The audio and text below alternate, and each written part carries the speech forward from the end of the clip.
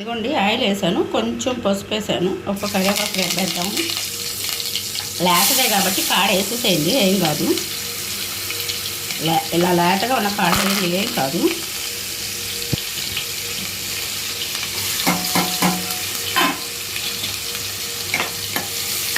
కలుపుతున్నాను.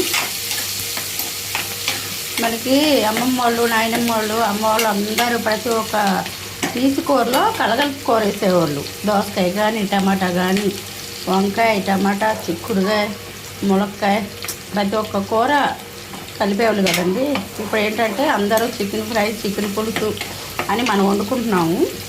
అలా కాకుండా మన నాయనమ్మకి కానీ, అమ్మమ్మలకు కానీ, మా అమ్మ వాళ్ళ కాడ కానీ కొద్దిగా నీసు వచ్చిందంటే, నలుగురికి కావాలంటే అందులో ఏదో ఒక కూరగాయ వేస్తే గుజ్జుగా వచ్చింది, అందరికీ సరిపోయింది. అలాగే ఇప్పుడు మనం ఏ